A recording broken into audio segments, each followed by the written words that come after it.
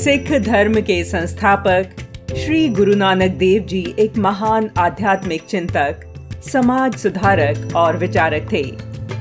नानक जी का जन्म पंजाब के तलवंडी में वर्ष 1469 ईसा में हुआ था, जो कि अब पाकिस्तान में है।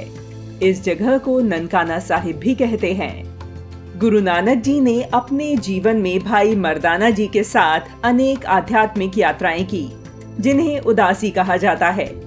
वर्ष 1500 से 1524 की अवधि के मध्य अपनी उदासियों के दौरान नानक जी विश्व के अनेक भागों में गए और मानव धर्म का प्रचार किया।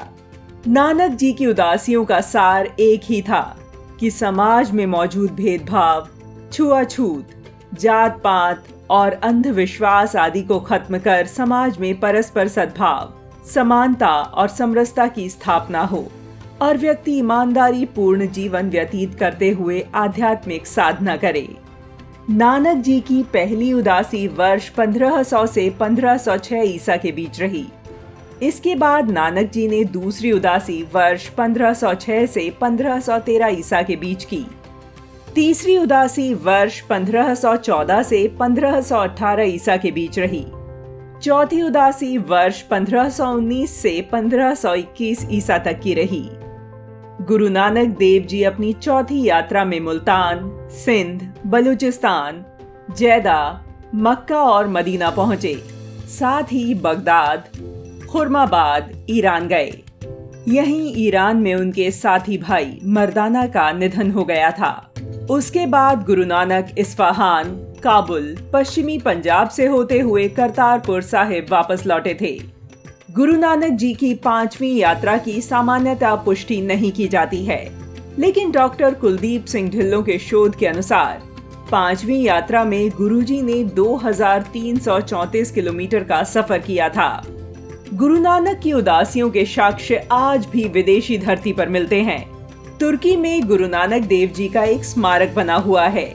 इस स्मारक पर अरबी, फारसी, तुर्की भाषाओं में जहांगीर जानम हिंद लाट अल मजीद नानक लिखा गया है, जिसका हिंदी में अर्थ है आज के भगवान, भारत के निवासी, भगवान के आदमी नानक। इस स्मारक पर आगे भी काफी लंबी पंक्तियां लिखी हुई हैं, परंतु काल के प्रभाव और देखभाल के अभाव के कारण शिलालेख पर लिखी सामग्री अब सुपाठ्य नहीं है। हालांकि स्मारक की सबसे निचली पंक्ति 1267 हिजरी 1850 सीई की तिथि स्पष्ट रूप से पठनीय है। इराक के आध्यात्मिक नेता पीर बहलौल शाह ने गुरु नानक जी से प्रभावित होकर कुछ सवाल पूछे और उनके उत्तर सुनकर वह इतना प्रभावित हुआ कि नानक जी से कुछ समय यहीं रुकने का आग्रह किया, जिसके बाद गुरु नानक जी 17 दिनों तक वहां रहे। गुरु नानक जी ने अपने इस प्रवास के दौरान पीर बहलौल के बेटे के साथ पारलौकिक दुनिया की सूक्ष्म यात्रा की।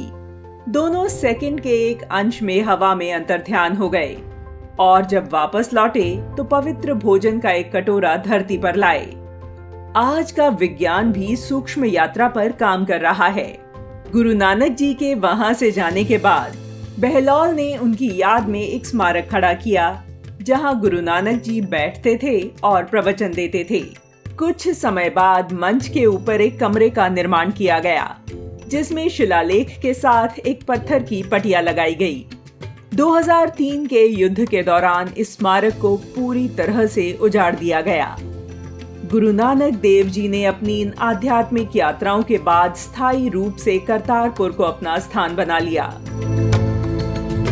इन धार्मिक यात्राओं में गुरु नानक देव जी का विभिन्न धर्मावलंबियों और विद्वानों से संवाद तथा विचार विमर्श हुआ। आध्यात्मिक और धार्मिक रूप से उलझे सामान्य जन को उन्होंने नाम जपो, कीरत करो और वंड चखो का महामंत्र प्रदान किया। प्रतिदिन ईश्वर का नाम जपो, मेहनत करके ईमानदारी से कमाओ और अर्जित की गई वस्तुओं का साथ मिलकर उपयोग करो। गुरु नानक ने विभिन्न स्थानों पर समाज के विभिन्न वर्गों को मानवता के एक सूत्र में पिरोने का अद्भुत और अकल्पनीय प्रयास किया है। आज लोगों को गुरु नानक देव जी के आदर्शों पर चलने की आवश्यकता है।